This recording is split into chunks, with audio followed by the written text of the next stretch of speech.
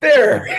Welcome to your daily dose. My name is Robert. I'm here with my pal BJ, fellow Yaks board member and longtime friend. How are you, BJ? Wonderful. How about you? Yeah, I'm doing well. The baritone is well met.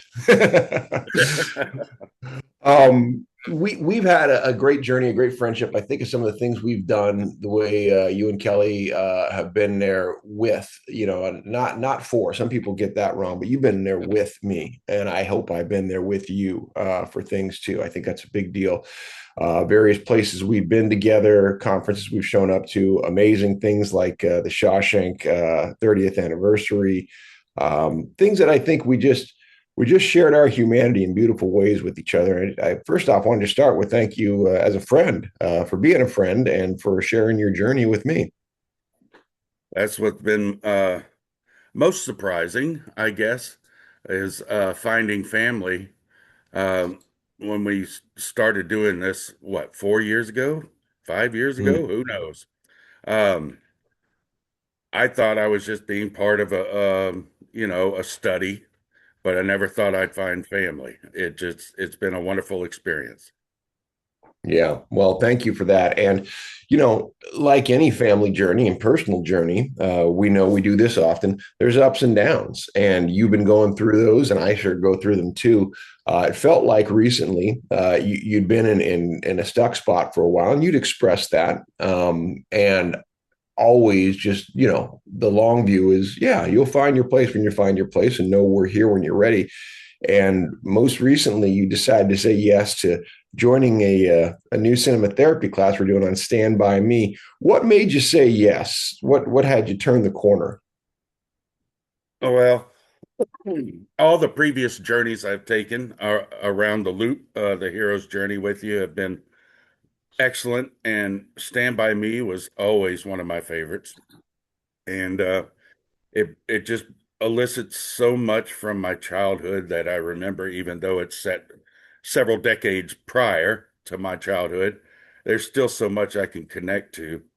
Yeah, And a group of superstars in that class that when I talk about family, that whole group of people is just how can I not say yes to being with that group of people? So I I love had that. to. You had to. Yeah, I had to. The family side of things is such a big deal, and you're right. There is a gravitational pull. The more you see, the more you're like, gosh, I've just got to be part of this. And I'm glad you feel that. I'm so glad that we've built that community here, and it's so important to me that we share more of it so that more people are attracted to and grow who we become. And what I'd like to do is share with everybody listening right now this email you sent to all of us about your coming forward and being part of that. So, with your permission here, I'm going to read that. This is before I think the second class started. Uh, you said, and this was, I believe, this is your third or fourth time through the program. Is that right? You've done Star Wars, Back to the Future. Did you do a Shawshank as well? Yeah, Inside Out. Inside Out. Oh, wow. Okay. So maybe fifth. Um, Boy, yeah. Wonderful. All right. So I bring that up to say that BJ is very familiar and yet still finds himself learning new things. And I want to just embrace that to say, yeah, because we're all learning new things. Doesn't matter how familiar we are. We're parts of a family and we're still going, yeah, you know what? I thought dinner was at 6:15, not six. It happens. So let's bring that forward where BJ writes, I just wanted to share that I totally whiffed on the process this week. And this is the writing process. I don't know what I heard versus what Robert said during class. I now know to review a vomit draft and then the submission. And for our purposes, a vomit draft is what we put out really quickly so that we can get to a rewrite that we do share with everybody. BJ goes on to say, what I am excited about is the group of superstars we have in this class. I'm looking forward to reading everything, though I may not have been available the past 6 months and haven't been able to tell each one of you that I am proud of you, fortunate to be with you, and as always, love you. You bring richness to my life. Emotions that I don't allow myself to express on my own can be accessed or opened up by your actions, comments, and interactions. That is why this is therapy. I feel that I am expanded beyond myself because of my connection to all of you and your individual stories, experiences, and wisdom. Thank you for our Sherpa who maintains a constant spirit of love, devotion, and care. They call me the Sherpa. There are no words that can express what these past years have meant, that you have been steady and maintaining the atmosphere that we take for granted each week. I believe it is time for you to kneel and be knighted. Thank you, Sir Sherpa. We love you, and our lives are forever impacted. You have given us a means to impact others the way you have us. Thank you. All hail Sherpa, Sir Sherpa Andy. Hurrah, hurrah, hurrah. No, I'm not buttering you up for anything.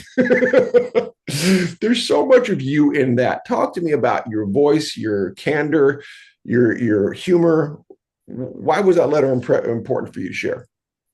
Well, I when I go to a restaurant, okay, this is and I have a good experience, I feel it's just as important to let them know I have a good experience than when, you have something you need to bring to the manager's attention.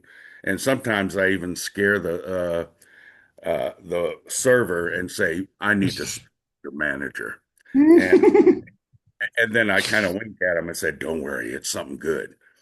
But they need to, everyone needs to hear when they do good things as well as to help be corrected when they need it. So for all of you out there, if someone does something good, let them know. Yeah, So I think that, that's huge. that's the gist of it. And I think people forget that and pay someone a compliment. If you like something, say it. I mean, just opening your mouth and acknowledging things means a lot. Yep. Yeah, totally agreed. And that's it because we get caught up in our daily lives and our business and we can run right past things by checking off boxes and then you forget there's human beings out there that truly are deeply affected by something like this. I speak personally toward it. You know my struggles with running this nonprofit. It's not easy, and I go through all sorts of highs and lows of can I do this? Are we going to make it? And these are things I need to champion to the world because we know there are millions of other people in the Parkinson's community out there suffering on the psychosocial emotional side. And I just go, the, it finally feels like we're starting to listen to the fact that that exists, number one, right? But then the next step is, okay, what are we going to do about it? And I'm sitting there just going, take a look here, because we're offering, like you said, in real time, these classes that can make a difference and that do make a difference. Their effort, they're not like just show up and yay. I think some people think it's like, no, we work hard, and Yes. that's the difference. It's therapy is not everybody's cup of tea and it's one-on-one and that's one thing. And then the other thing is support groups people talk about. And again, wonderful for the ones that work, but something in between here is what we have that really allows fluidity, no geography necessary in terms of where you're coming from, and the both intimacy and group appeal, like you so well point out, is there. You're going to get the whole thing. Yes. And not to minimize what we do, but it's almost like at a level where anyone can enter into this That's right. process. That's right. Um, you know, somebody may not want to go to a therapist and sit one on one, but Right. if you're a group of people experiencing the same thing you are, and you're coupling it with something you're familiar with, cinema therapy, using Right. movies, Shawshank or Stand By Me, and using the hero's journey, which everyone goes around several times, sometimes in a day, it seems like. Um, Yeah. but it's a journey you take. Every time you face a new challenge, you go around the hero's journey. And Yeah. it's a way for people to get into this therapy and learn things about themselves and others. And the wonderful thing is with the stories we write, um, you've told us to fictionalize ourselves or Right. fictionalize character. Right. Um, a lot of times when you just speak, there you go, success stories. Sometimes when you just speak about yourself, you're not quite as open. But if you have this entity you're talking about that is dealing with the same thing you are, then you're talking about them and not yourself, and you're open Yeah. to realizing more about what they're going through. Then you can turn around and say, well, now I can see this from another angle. Yeah, because your character might do something you would never do, and that's totally in the scope of the story. Because the story's need is for high stakes and clarity, right? And you may go, well, I don't really have high stakes in your life, and there's no problem with that. But let's not mistake that for stories. If we're making a story, the assumption is it's for public consumption on some regard. So that's first thing. It's like, oh, other people are going to read this. Yeah, at least in the class, maybe beyond, right? So, in order to do that, if we're going to take people's time, we better give them something that they want to read. Again, engaging, clear, high stakes. So, if most of us don't feel we have that, even though if we really mind in, we probably could find it. But it's pretty easy to say, well, what if they did this? It's like, oh, shoot, I'd never do that. But, Justin would. Hey, cool. Speaking of Justin, he's a main character of BJ's story right there, Revelation. And BJ's all the way down in December, but that doesn't mean you can't check out his story ahead of time Oh, because you know, these Mr. success Drew. stories calendars are available. Yeah. Yes. So what I like about that is becoming a sustainer, which Mm, is support for this program. And for as little as $5 a month, you can get one of these calendars and see 12 stories about people going through these journeys and fictionalizing themselves. Um, Whenever we started, I was trying to write a story about myself. right. And um, I've done a lot, been through a lot, but frankly, talking about myself is kind of boring. And Very but honest. but it's exciting to me, but maybe not for someone else. And Yeah. but I fictionalize it and give high stakes and adventure and Time confront travel. time travel. Yes. Um, if yeah, Back to the Future, we did that, and that's where this idea came from. 40th Yeah. anniversary. And so you put all that together and you have something that'll grip somebody, and yet I'm still able to throw in everything that I'm personally dealing with. And it's Yep. therapy for me to write it, but it also may open up someone else's eyes and say, yeah, I'm kind of going through that too.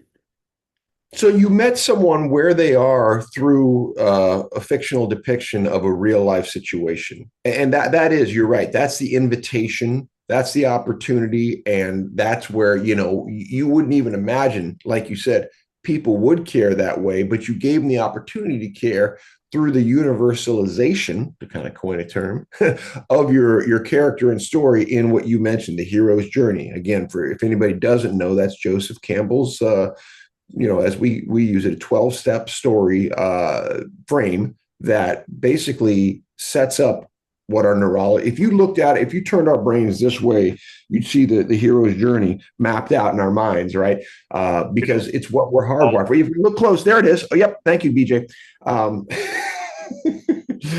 Our neurology has been doing this for 10,000 years, and this gives words to the things we've thought and felt. And talk to me about the importance of having words for things that previously thought, oh, that's just something inside of me. The freedom to go, oh, wait a minute, there are words others use that I can use to connect with others. What does that mean to you? Because I think that's what the hero's journey does.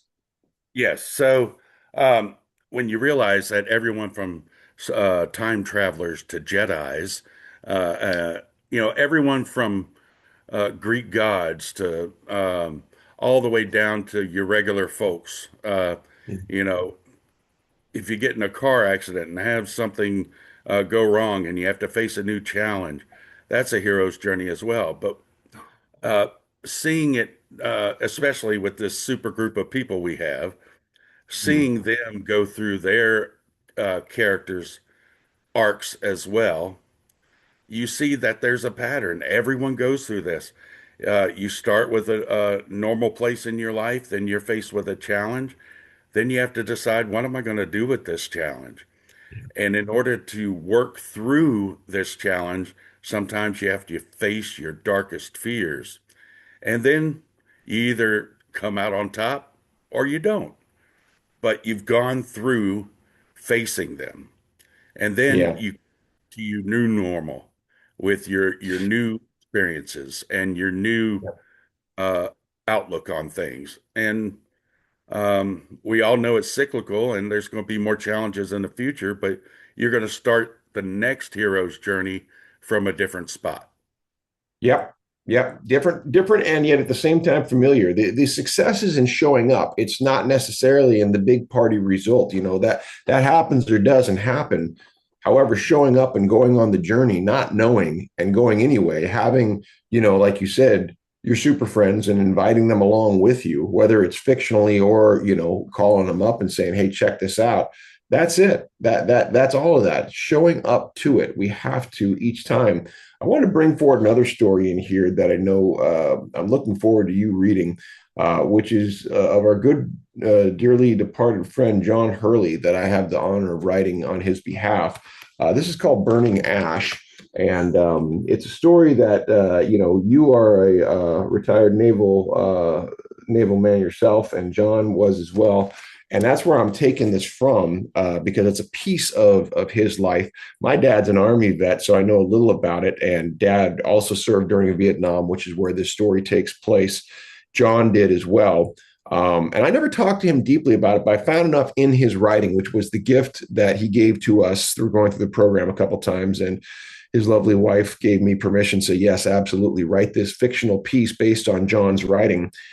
And, the incredible drama of being this young naval officer, and it's in this case it's Petty Officer First Class Elias Ash, in Vietnam, 1968, and serving in the Mekong Delta on this patrol boat, where his job is to make sure the waterways are clear, basically no VC, that they can get their supplies in, the U.S. forces, and keep the locals safe.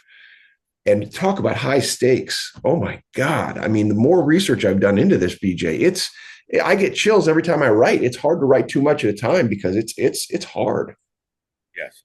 And what's strange is I've also been familiarizing myself with uh, the war in Vietnam. My dad was a Marine in Vietnam and a Marine officer, so he was in charge of other Marines, and he was actually one of the first boots on the ground as far as building up the um, our presence there. And knowing he was there from the very beginning, and then having more than one tour there.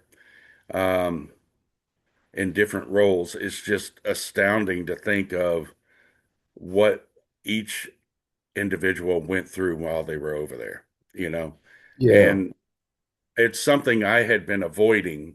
I'll read World War II, I'll read uh, sure. Civil War, but when it came to Vietnam War, I didn't want to read it because it was something that my father went through, and Yeah. uh, Well, it Vietnam's a sea change too, for a lot of reasons. I'm sure you know as well. One, I mean, we grew up with it. We grew up with seeing the residue of it, which was a nation torn apart and a group of veterans treated incredibly poorly, I'd say generally when they came back, which was not the story of World War II.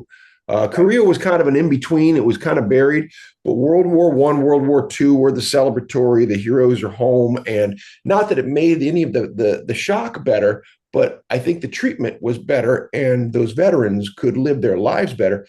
This war was ill conceived, ill run, and maybe the result. Totally opinionating here of the war machine gone wild. What Eisenhower warned us about, right? The industrial military complex. Just that good business, or it's our role, and it wasn't our role, and we were overmatched from a geographical, cultural, so many other ways, despite our military might. And we put people on the line who just didn't have business into unbelievable fights that were long standing, and they're intractable. and the result of that, the wound of that, yeah, I think it's a reasonable time to go back and look at again to just remind ourselves, don't take this stuff lightly, you know.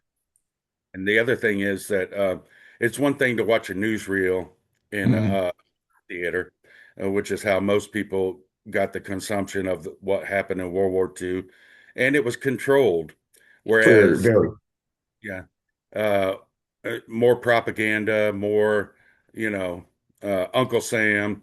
But when it came to Vietnam, the carnage was on TV every night, and and it was people raw. side and consume. And I don't think anyone knew how to handle that. And so they lashed out at what was nearest to them. And so it was on college campuses. It was at the veterans landing coming back from the war. These poor guys left at 19, came back at 20. All they were trying to do is survive. And yet Yeah, follow orders. they come back and everyone's spitting on them. It's like, I went to serve the country. I had no idea before I went over there what was going on. Yeah. And yet No, I mean, I made it, I survived, and now I get spit on. So yeah, that that was horrible, but people didn't know how to deal with it. no, yeah. Again, it's just a bad situation all the way around. A lot of arrogance, a lot of misunderstanding, a lot of, like you said, young people in situations that nobody should be in, and they're unwinnable situations. You know, they were dig a ditch, fill a ditch. I mean, the Hamburger Hill story, right? I mean, it's horrible. So the twist on this, to get back to John's story, that to really bring John into it, because there are lots of stories, and for good reason to be told, that do tell the incredible pain and suffering there. John's story dives into a little bit of his life later on. This is where I get into the fictionalization that, he's going to find out about transcendental meditation during kind of a POW situation that he gets himself into, which is a different take on a war type story, but one that fits. It's going to, instead of talk about the war of, physicality and violence, the war of the mind, and a way to quiet that in the hands of a perceived enemy. And you can metaphorically take that to Parkinson's or anything else that you're warring with, right? But that's how the story is going to run through here for Rising Ash. And like you said, like the way you use time travel as a backdrop. This is the Vietnam War as a backdrop. That I happen to have enough of a gift from John in terms of voice and life story to connect some dots and say, and then, do a little research and find out some reality that, you can pull from and say, hey, that's possible. I mean, oh, that could have been there. And then you pay attention, you lump it all in under the hero's journey. And I think we've got something. And when we talk about Parkinson's stories, I don't think most people are thinking about time travel in Vietnam, but they're every bit as relevant and important to approach Parkinson's that way. Uh, yes, and if you can add an element by fictionalization to where you can feel like you're dealing with it in the moment, it's a lot different than looking back and asking, what would I have done? Well, I'm able to put this character back in this situation and say, what is he doing?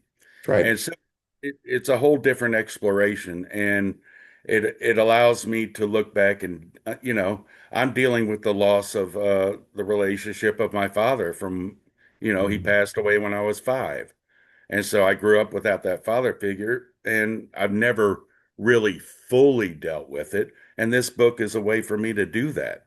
We don't just face Parkinson's, we still face life's journeys as well. So this is a way for me to handle that part of my life. And So people would ask, some people might ask, they say, so why deal with it? I mean, because a lot of people, and again, no blame or judgment, but when it comes to trauma on that level, they stuff it down. They go, you know what? The past is the past. Let it be. You're choosing to bring it up and to feel it. How does that help you? And especially through this process, how does it help you? well, you know, my dad was a hero with what he faced, with what he dealt with. But when you look through the lens of everything. What was that you said? When you look at the past, glance but don't stare. Yeah, Uh, that's right. and Look so back, but don't stare. I think every now and then we need to look back and stare to fully get the depth and breadth of everything that went through. You know, I've told myself I've dealt with this over my lifetime, and yet there's still elements I haven't. And Mm, um, so it's a means to, you know, I grew up without a father figure. I was always searching for a father figure. Then I became a father figure and didn't know how to be a father figure. And so that's yeah, a lifelong journey that, you know, it affected me my whole life. And I finally just, you know, it may be that I just have time to fully deal with it and look at it. But now I have a tool in which to do it. You know, I right. think I with it as much as I could on my own, but now I'm given another tool to where I can go even deeper and come to a fuller conclusion with it. So, I mean, I want to make this clear. What I'm hearing that you're rewriting your personal narrative right now to reframe it in a way that is going to, in theory at least, open you up to looking at the world differently, looking back differently when you choose to do so, and therefore looking forward differently because you have the comfort of that past in a way the way you want to see it. And that is that right? Am I hearing that right? Absolutely. And you know, we can only deal with things with the abilities and tools that we have. And I'm telling Mm. you, cinema therapy is a tool on which you've never seen or dealt with before. If you've never been through it, you will be given a tool to deal with things, even your Parkinson's diagnosis, um, in a manner you've never been able to before. So that's what I've learned over this past 5 years is that there are so many different ways to look at things, deal with things, feel things, open up to things. Whereas you know, deal with it. Suck it up, Buttercup. You know, that's the past. It's over with. People, if you close yourself up to the truth and knowledge and experience of things, um, you're closing yourself up to so much more knowledge, feelings, emotions, connections, um, all those things. It's almost exponential. The more Oh, I tools think you, it is. um, I've dealt with it on this level, and yet now I'm able to deal with it on this level. And it's so much more enriching, fulfilling, understanding, all those different facets that I didn't realize before. Um, it's just opening my eyes to a lot of things, even this far down the road. And, you know, he died when I was 5, and I'm 56 now. You know, that's a long journey to take, but I'm still not through with it.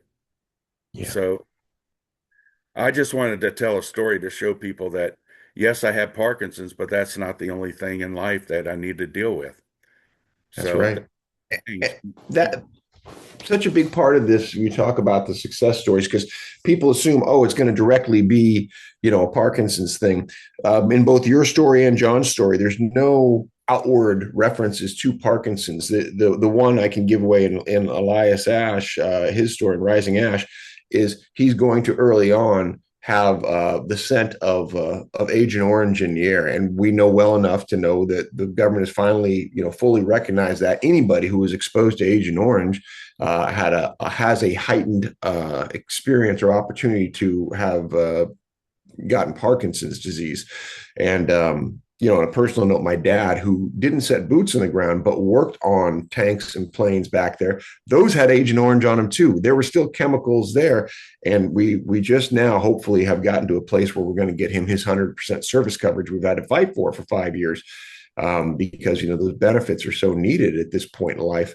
But again, Parkinson's is it's part of our lives, but it's not our whole lives. You as a person with Parkinson's are writing this story because you're a full human being. And I don't know how much more primary you get than a father-son relationship, especially one that isn't fully understood or it just feels unsettled for some reason. So, do you have the right to tell that story? Hell yes, you do, because you say so. And by the way, here's the other permission. Can you write a time travel story? If you say so, it's the old Henry Ford. You say you can or can't, you're right, right? Yep. And what's amazing is that things like this bring forward new opportunities and new ways to serve. So just so Mm, happens that I was asked to be a facilitator and moderator for a quarterly veterans community meeting for the Parkinson's Foundation. And so going through this process, even I didn't know this was coming up, but for the past year or so, I've been reading stories about Vietnam, learning about things I didn't know. And about a month ago, I get an email, hey, would you like to facilitate a community uh, group of veterans looking for Parkinson's support and just use your personality to get people together and talking and all this. Would I have been able to do it if I hadn't delved into? Yeah, but now I have some depth to it and I can understand, even though I didn't experience it, I can see where they're coming from a little bit more. So hmm just Yeah. never know what's going to lead you. So Well, that's exactly right. I mean, becoming lifelong learners is one of the best things I think any of us can do. It's not just about what we learned in the classroom or the university square or, any particular job. I mean, more than ever, we have learning tools at our disposal. People always say, what for? Well, like you said, we don't know what for. It's for when opportunity comes knocking that we'll be able to say yes to it as opposed to go, that's not me. That's not me are three of the more damaging words, I think, for humanity. And we, I think, get that heightened in Parkinson's because it has a way of compressing people, isolating people, making them feel less than. We are 100% at yes and exercise about saying, yes, it is you. And that comes down to being a writer, for instance, right? A lot of people say, that's not me. I'm not a writer. Well, talk to me, BJ, about the what you've experienced because I think you felt reasonably confident in your writing coming in. You were a writer, but your writing has certainly increased, expanded your ability to do so. How do we help people who maybe feel that's not me when it comes to writing get more comfortable and realize it is them? well, what's really cool is that everyone is a writer, whether they Yeah, realize it or not. You've written letters to people, you've written memories to other people, and what is writing other than putting down things from your memory, from your experiences?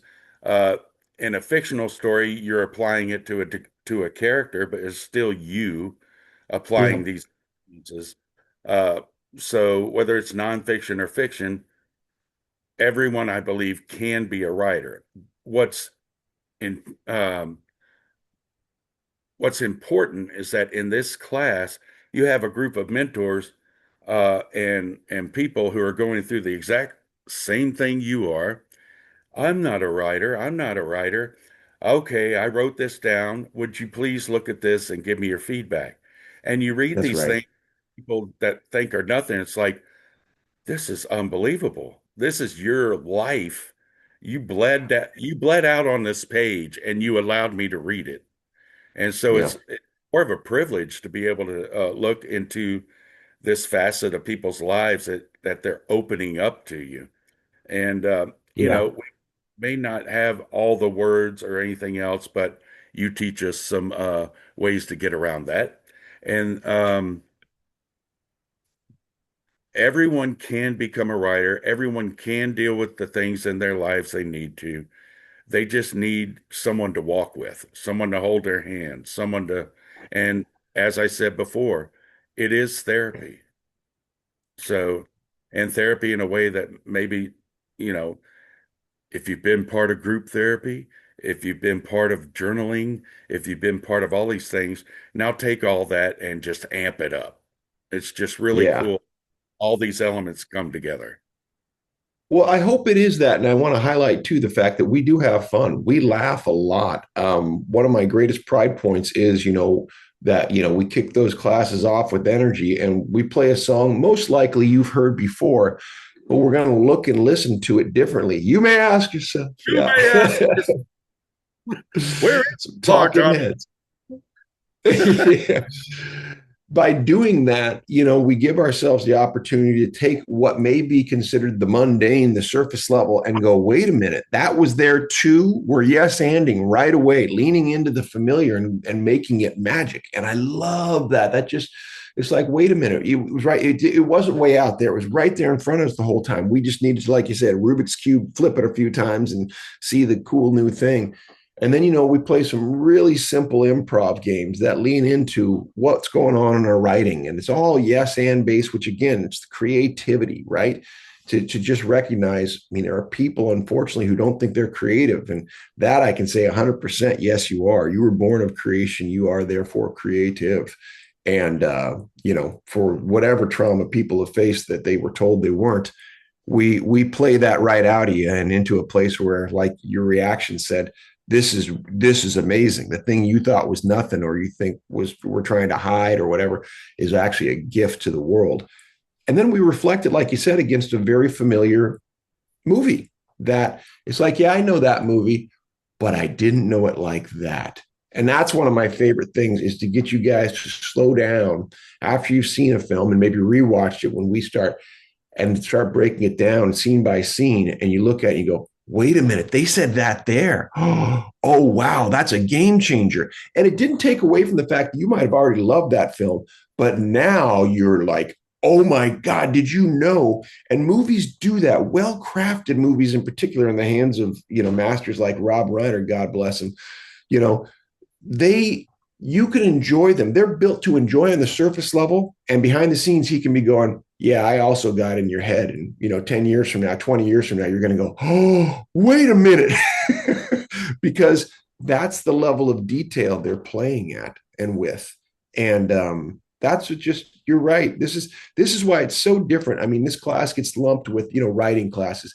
No takeaway from what anyone else is doing when they're talking about journaling, I see, and poetry, and all those pieces, all of which you can incorporate in what we're doing. But this is so much more than a writing class. It's a community experience, and that's what we really keep trying to let people know, is that we need more communal experience.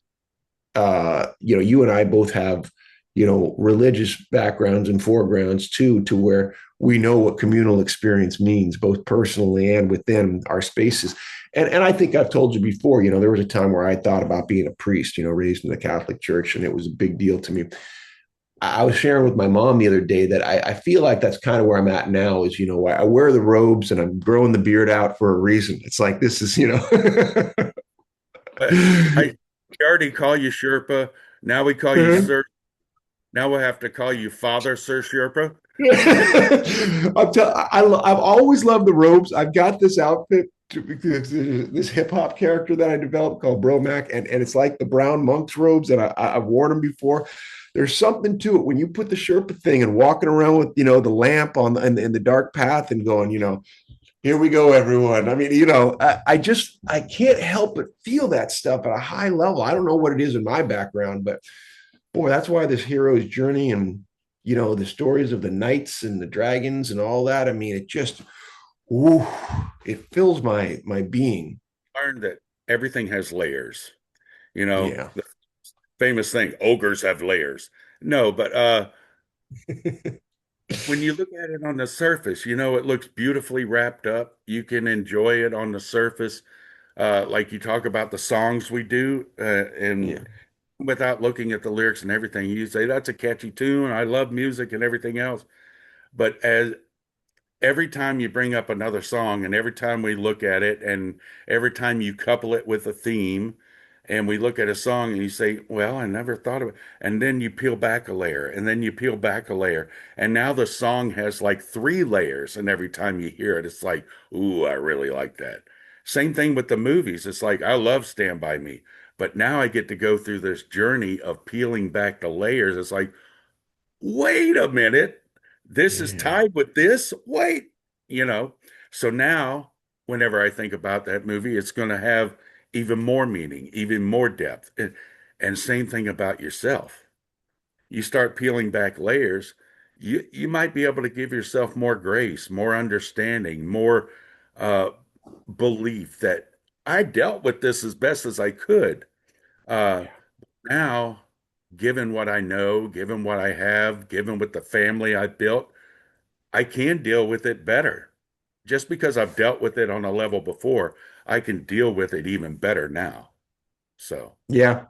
I love what you said about grace and the power of rewrite because I think that's exactly what Stand By Me is Gordy's sitting there at age what, mid to late 30s, as Richard Dreyfuss looking back, and his best friend from childhood has died. He's just recognizing the next 90 minutes are about giving himself grace, about meditating and saying, I've got to put this down into words so that I can rewrite it forward and live better. And I adore the ending so much where his son and his son's best friend are there and going, can we finally go? Because they're where Chris and Gordy were, as 12-year-olds. It's time to go to the pool. Yeah, he gets like that when he writes. He's a weirdo. And that the Richard Dreyfuss character, the grown-up Gordy, gave himself grace, to write the final line, never had friends like that, do any of us. And then he goes and he goes with his son and his best friend, and they play on the way to the car as they're going to the pool. He's able to go back and rewrite and re-become from this place of the bookends, right? The tragedy of the opening and seeing the two kids riding by, and oh my God, where's that mystery train leading to the two friends at the end, his son and best friend, and I'm going to play with them. I'm not just going to watch them. I'm going to go play with them. Oh my God, what an incredible story, and right?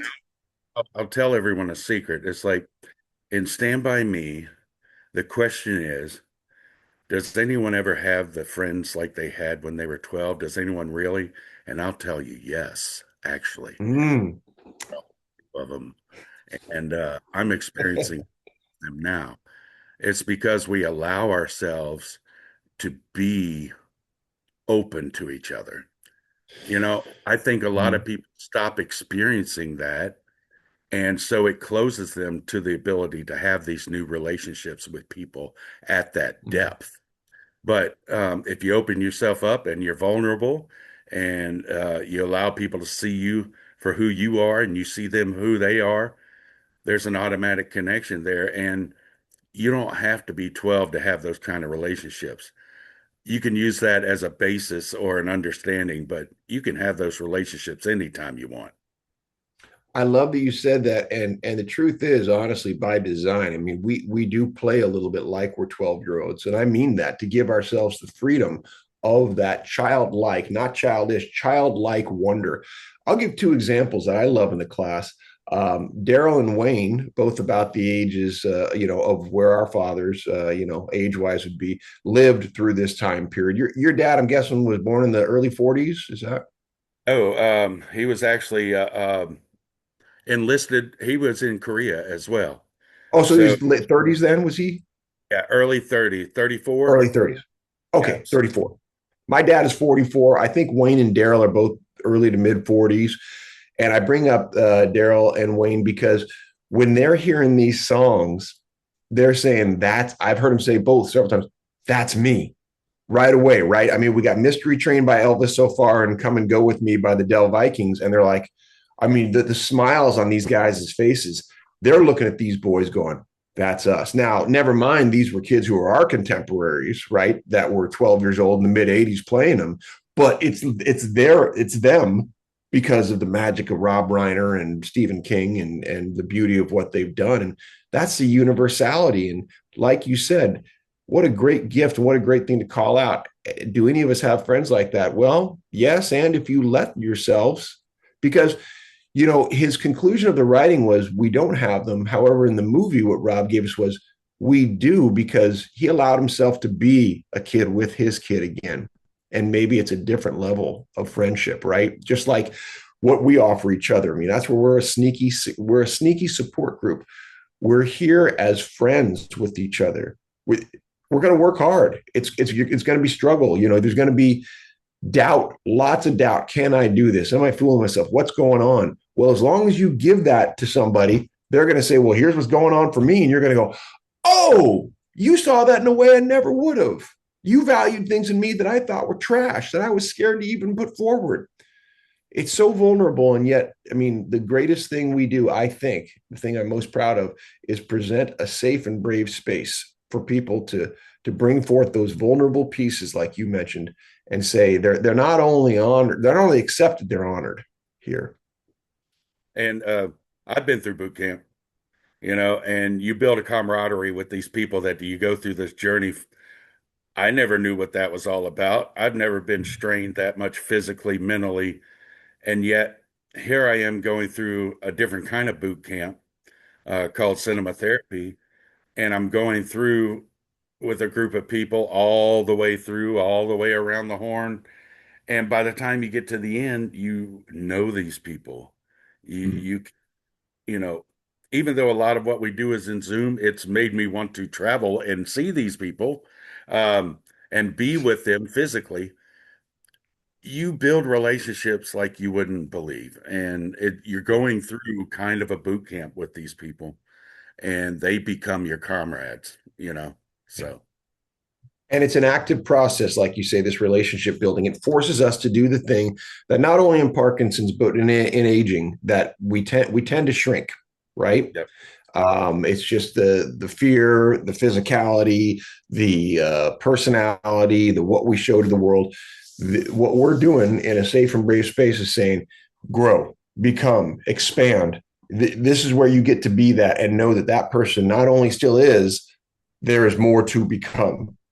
And yeah, that outreach. I'll say this kind of as we tag this thing, we got a real big one coming up in May that I'm just so excited for, the World Parkinson's Congress. I am as excited as I've been about anything in a long time about the opportunity we have to do exactly what you're saying there, to touch the world. And what are you thinking or feeling about that? Least 6,000 of them, 6,000 people there. Um, no, I think not only is it going to be a who's who of all the leaders of the Parkinson's community, but you're coupling it with all the leaders from the medical community, and you're leading it with the organizational leaders, the who's who, and then you're throwing in a bunch of people who aren't there yet Mm. and be there, who want to be a part. And just by throwing all those people in a group in one building and seeing just the everything all in one place, and then being a part with it and sharing, look at what we're doing, and then including Matthew Moore's play and uh, the PMD Alliance and Parkinson's Foundation, all these things we have connections with. It's like no matter where you turn, you're connected. It's just really, really cool. I'm excited. Matthew Moore, one of our success stories, what I didn't say, and we're very close to dotting the I and crossing the T on making sure that'll be part of the success, or the support group lounge. Him performing with Krista there, and as we continue that journey, I'll leave with this last piece here, which is something you sent me, and I want to share these potential Yaks logos, so people know we're going to be wearing some funky, hopefully, shirts or hats of some kind. But these are early designs. Just note these are early designs from BJ, but pretty cool for Yes and Exercise. We have the Yaks. So here BJ made this pretty cool thing. That could be a logo for a shirt. That looks pretty great. Here's another one. Just really nice colors. And Something then that we, this is for like an Izod or a Polo Man or an uh-huh. alligator, something a yaks that we could say, oh, that's cool looking. So, Yeah. Well, that's it. It's supposed to be an eye catcher. And we see this guy. Where'd you get this from? This is great. um, it just popped in my head how, we have yaks, yes, and exercises. And to me, it just lent itself with everything you do with your baseball documentaries, Boys of Summer, first base, second base, shortstop, which is coming soon, right? Third And base is the new one. Yeah. well, there you go. And I thought, what if we couple yaks with like the minor league Yeah. logos that they have?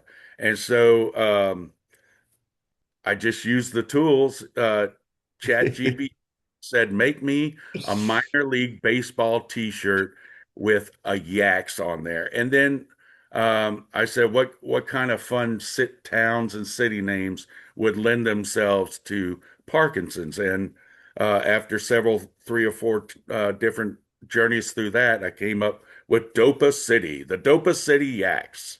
It's so So cool. There's so much fun. I mean, they're mind-blowing team. Look at them just blowing up. And the the aggressive nature of that guy with the, with the baseball bat on his shoulder. It's there. It's a beautiful design. It really is. behind what's going on, you have no idea. At the sun coming up, or is that a volcano? And Yeah, they're it's it just could really be it could be both. yep. Um, Well, I'm excited to take this journey with you again.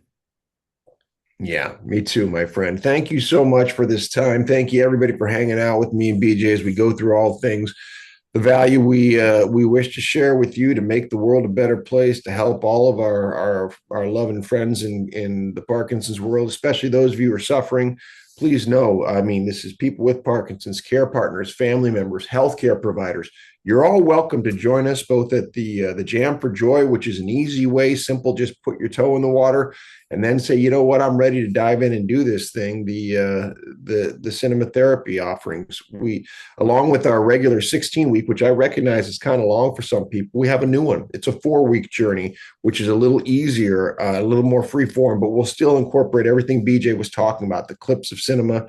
We'll have a single theme of love for 4 weeks, which is that could go on for 4 years. But it'll be wonderful, and we hope you'll join us. BJ, thanks so much for your time, my friend.